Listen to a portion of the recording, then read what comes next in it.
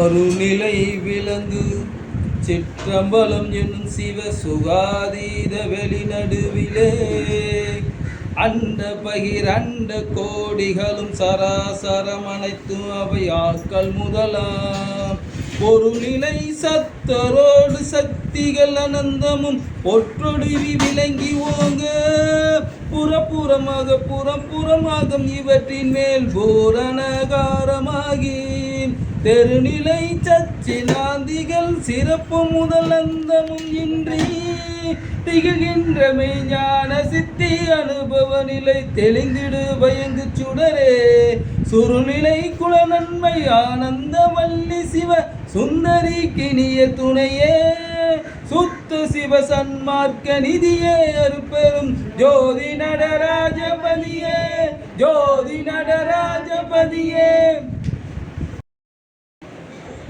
அருட்பெரும் ஜோதி அருட்பெரும் ஜோதி தனிப்பெரும் கருணை அருட்பெரும் ஜோதி எல்லா உயிர்களும் இன்புற்று வாங்க கொல்லா நெறிய உலகமெல்லாம் ஓங்குக வள்ளல் மலரடி வாழ்க வாழ்க எல்லா உயிர்களும் இன்புற்று வணக்கம்.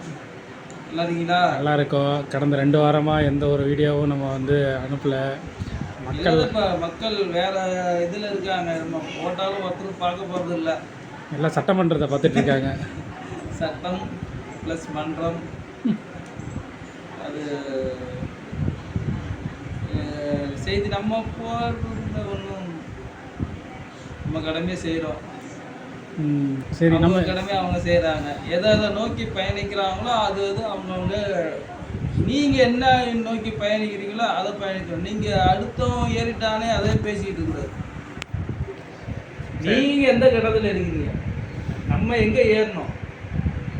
அடுத்தவனை பார்த்து புகழ் பாடுறதை விட்டு நீ என்ன படி ஏறுற முதல்ல அதுக்கு வாங்க. அதுக்கு தெரிஞ்சு நம்ம எல்லாம் எப்படிதாங்க ஒருத்தர் ஒரு சேவை செஞ்சாருன்னா அவனுங்க எல்லாம் வேலையெல்லாம் விட்டுட்டு சேவை செய்கிறாரு பேசுவான். ஆனால் அவர் நம்ம என்ன செய்கிறாங்கிறதே மறந்துடுறாங்க. புரியுதா? இவங்க என்ன அவங்க அது செஞ்சாருப்பா, இவங்க இது செஞ்சாருப்பா, இப்படியே தானே அடுத்தவரை பற்றி பேசிட்டே தானே இவன் காலம் போகுது. நீ என்ன செஞ்ச? பிற உயிருக்கு நீ நன்மை செய்ய வேண்டாம், தீங்கு செய்யாத வாழ்ந்தாவே அதுவே பெருமை. வாழ்க்கை தான் சன்மார்க்கம், நெறிதான் சன்மார்க்கம், ஒழுக்கம் தான் சன்மார்க்கம். ஏன்னா தூரமா இப்படி இதில் வந்து இருக்க முடியாது. எப்படி வேணாலும் வாங்க அஞ்ஞானம், இப்படிதான் வாங்கணுங்கிறது ஞானம். அந்த இப்படிதான் வாழும் நேரத்தில் நிறைய துன்பத்தை அனுபவிக்கிறான். புரியுதா? புரியுது. எப்படி வேணாலும் வாழலாம், ஒன்றும் இல்லை. அதை அடித்து அது சாப்பிட்டு இது அடித்து சாப்பிட்டு இப்படி வாழ்றவனுக்கு எதுவுமே லாபம். அவனுக்கு எந்த துன்பம் அனுபவிக்கல. ஆனால் நம்ம துன்பம் அனுபவிக்க மாட்டோங்கிற நினைப்பில் வாழ்ந்துடுறா. இவன் மட்டும்தான் இதை செஞ்சுட்டா நம்ம இந்த துன்பத்தை நம்ம அனுபவிக்குவோம். இப்படி இந்த அறிவு வேலை செஞ்சிடும். நம்ம அனுபவிச்சு அந்த வர கஷ்டங்களை இவன் ஏற்றுக்கிட்டு அதை அனுபவிச்சுக்கலாம். இவன் அஞ்ஞானத்தில் இருக்கிறவன் ஏதோ ஒரு இதில் கஷ்டம் வந்துச்சு, அவன் அதோட அது விட்டு கஷ்டம் அடுத்தது போயிடும். அதை அனுபவிக்க மனம் வராது, ஏற்றுக்குமா?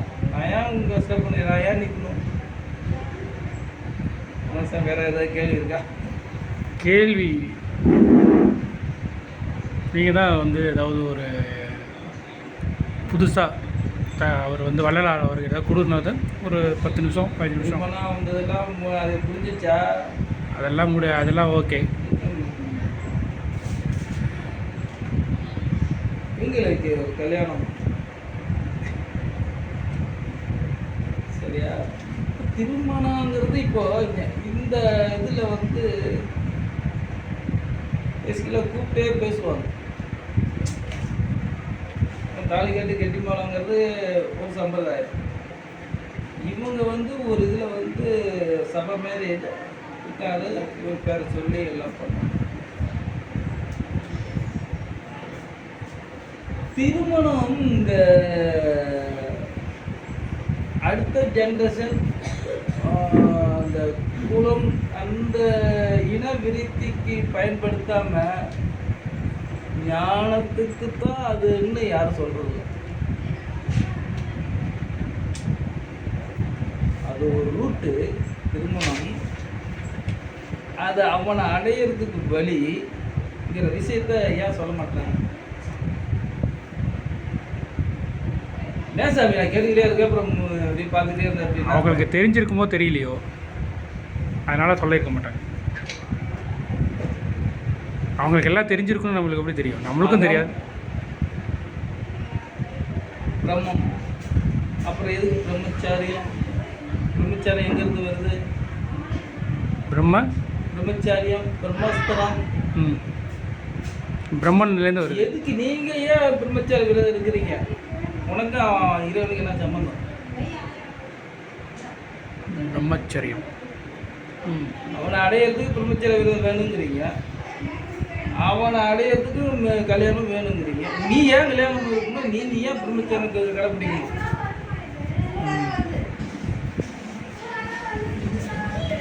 நீங்க சபரிமலைக்கு போனா முக்கியத்துவம் கொடுக்கறது பிரம்மச்சாரியம் தான். அப்புறம் அவங்க கல்யாணம் பண்ணிக்கிறாங்க. பிரம்மச்சாரத்துக்கு ஏன் முக்கியத்துவம் கொடுக்கணும்? நம்ம ஏன் பிரம்மச்சாரம் இருக்கணும்? அதை சொல்லு. தெரியலையே.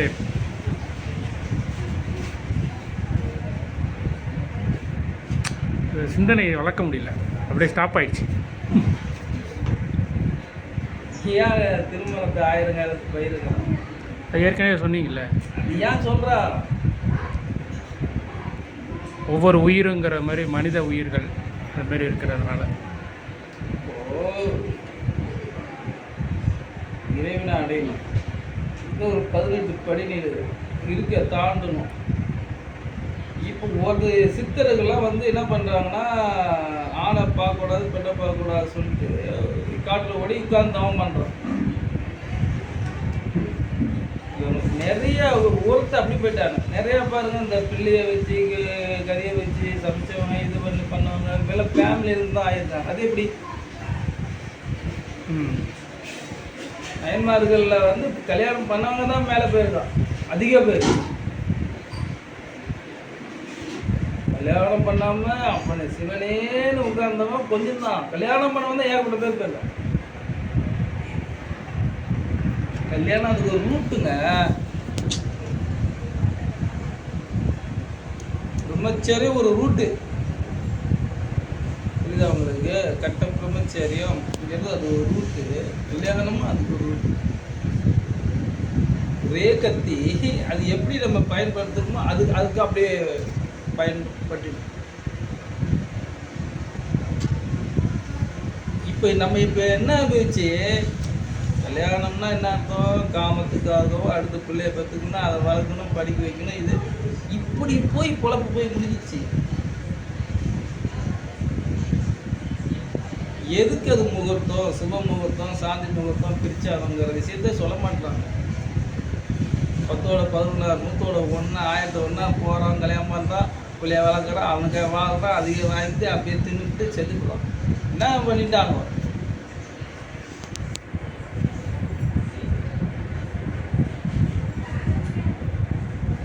கடைக்கு வந்தால் காப்பாற்றலாங்கிறான். ஆமாம், நான் தாங்க வளர்த்தேன், நான் தாங்க செஞ்சேன், அம்பட்டும் தப்பு. புரியாது, நீ எல்லாம் ஒன்றுமே பண்ண முடியாது. அதுக்கு தண்ணின்னா என்ன பண்ணுவ? காற்றுலனா என்ன பண்ணுவ? எதுவும் பண்ண முடியாது. இப்போ உன்னை மீறி ஒருத்தாங்க நடத்திக்கிட்டு இருக்காங்கல்ல,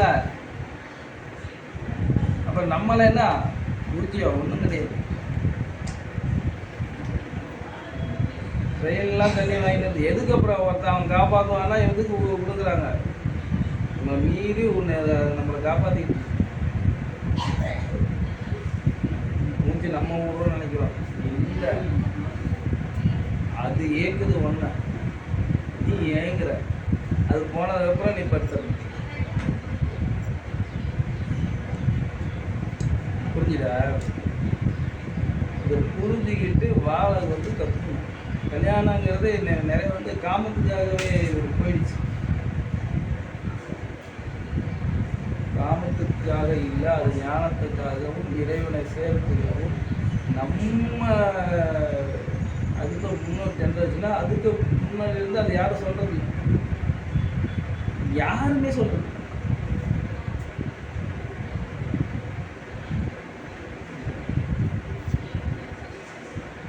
புரியுதா? புரியுது. இப்போ இவர் ஐயா எப்படி சொல்லுவார்னா, திருமணம், திரு ப்ளஸ் மனம். மனம் எங்கே ஒன்று வருது, திருன்னு வருது. திருன்னாவே 3, மனமும் இருக்கு. இப்போ இந்த மனத்தை அழிக்கணும்னா திருமணமும் ஒரு வழி. சரிங்களா? இப்போ இந்த திருமணம் ஒரு வழி உண்டுங்கிறது. இப்போ அது ஒரு நான் 200-300 வரையில் அகவல் பாராயணத்தை படிக்கும்போது, ஆணில் பெண்ணும் பெண்ணுள் ஆணும் அன்னூர வகுத்து அறுப்பு வேண்டி வரும். புரிஞ்சிச்சா? இப்போ கலவை தான் எல்லாம் கலந்தா ஒரு ஜீவங்கிறத சொல்கிறேன். ஒரு ஜீவன் வந்து முழு பெண்ணும் இல்லை, முழு ஆணும் இல்லை. இது 2 கலந்தா பெண்ணுக்குள்ளே வர்றது ஒரு ஜெராக்ஸ், அது ஒரு ஜெராக்ஸ் வெளியே வந்துருக்கு. உயிர் கொடுக்குறவன் ஆண். அப்போ அது 2 அதாவது தமிழில் வந்து கலவை, கலந்தது தான் ஒரு ஜீவன். அது ஒரு ஜீவன். நம்ம அந்த ரயில்வே ஸ்டேஷன் பக்கத்தில் அந்த திருவான்மியூர் எஸ்ஆர்பி தாண்டின அப்புறம் அந்த திருவான்மியூர் ரயில்வே ஸ்டேஷன் பெருசாக எழுதி போட்டுருக்காங்க. நல்லா போய் அறிவுள்ளவர்கள் பார்ப்பாரு. பெருசாக ஆண் பாதி பெண் பாதி, ஆண் பாதி, சைல்டு முதல் ஓல்டு வரையும் வரைஞ்சி போட்டுருவோம். நீங்கள் போனால் பாருங்க, அதில் அது நாம்னு எழுதிருக்கோம். இது ஏன் இப்படி கொடுத்து அழகாக இருக்கு? குழந்தை ஒரு படம் போட்டிருக்கோம், அதில் பெண் குழந்தை பாதி இருக்கும், ஆண் குழந்தை பாதி இருக்கும். முதியோர் படம் இருக்கும், அது பாதி முதியோர் பெண்ணாக இருக்கும், முதியோர் ஆணாக இருக்கும். அப்போ அதில் அது காட்டுறான், நம்ம புரிஞ்சிக்க முடியல. அது அர்த்தநாதீஸ்வரர் வடிவம். பாதி சிவம் பாதி சக்தின்னு காட்டினான் பார்த்தியா? அந்த காட்டினது புறத்தில் புரிஞ்சிக்க முடியுது. கலவை. இது கலந்து தாண்டா இருக்குங்கிற விஷயத்த 2000 ஆண்டுகளுக்கு முன்னாடி சொல்லியாச்சு.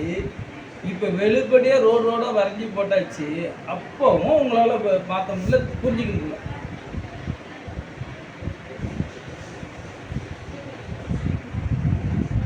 என்ன சார் புரியுதியா?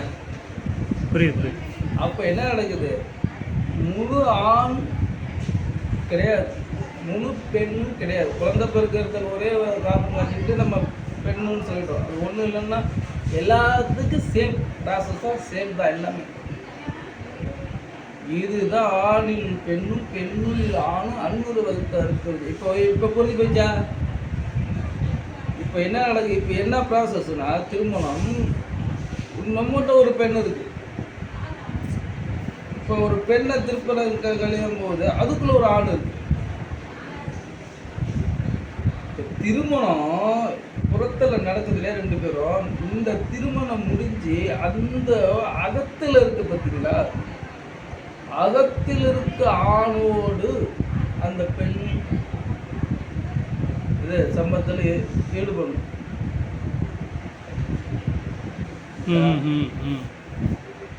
ஆண் அகத்தில் இருக்க பெண்ணோடு என்ன பண்ணும்? திருமணம் பண்ணணும், அங்க உடலோடு கொள்ளணும். இது சிற்றின்பம், அங்க போச்சுன்னா பேரின்பம். இது திருமணம், அது பெருமணம். அப்ப அது அழியாத மாறிடும். அர்த்தராசிரியர்கள் தானா உண்டு. அது சேர்றதுக்கு தான் அந்த திருமணம். இது ஐயா மட்டும்தான் சொல்றாரு. மற்ற சமயத்துக்கு யாரு அதான் சாதி மற்ற சமயம் ஏன்னா பொய்ய ஆதியில் ஒருத்தர் எல்லாம் ஒண்ணுடா, ஒண்ணுமே சொல்ல மாட்டாங்க. இவரு தான் வெளிப்படையா போட்டு உடைக்கிறாரு எல்லாத்தையுமே. ஆனா இவங்க ஏத்துக்க மாட்டாங்களே.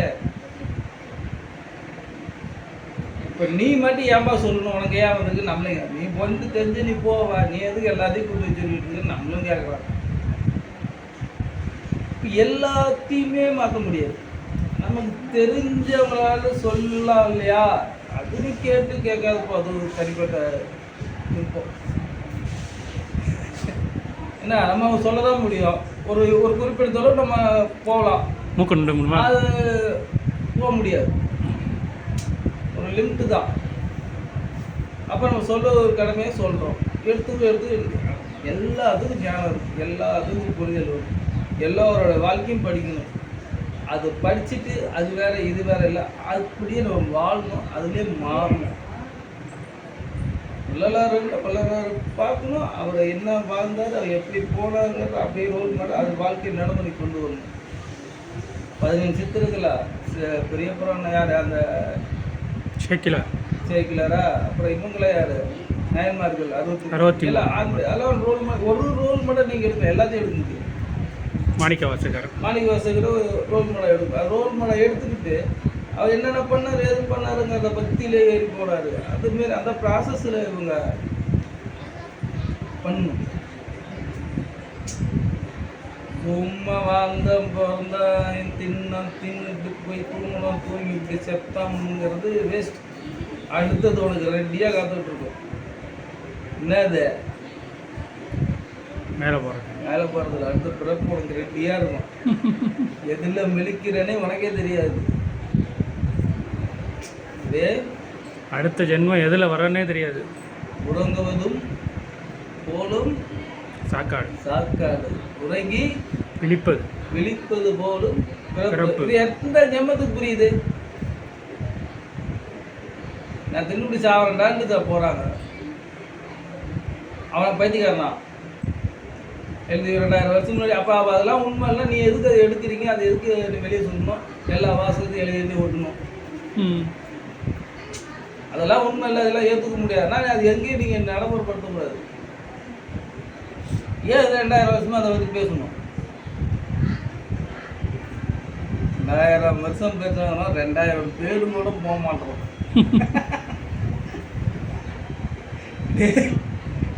இன்னொரு காலம் எப்போ நம்ம பேசுகிறோம், எத்தனை நூற்றாண்டு போயிடுச்சு, எத்தனை பேர் அதை கடைப்பிடிச்சு ஏறணும்.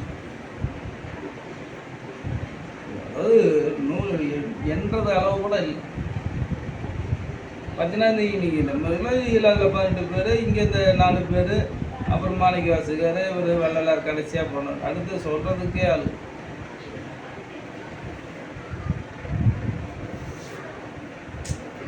இவங்க மறைஞ்சதுக்கும் இறப்புக்கும் லிங்க் பண்ணிடுறாங்க. மறைஞ்சுதான் இது புரிய மாட்டேங்குது உங்களுக்கு. 12ஆம் நூற்றாண்டு இவரு காலம் நம்ம இவர் யார், மதத்தை தோற்று சங்கர ஆதிசங்கர் 2ஆம் நூற்றாண்டு 2ஆமா அவர் எப்படி போனார்?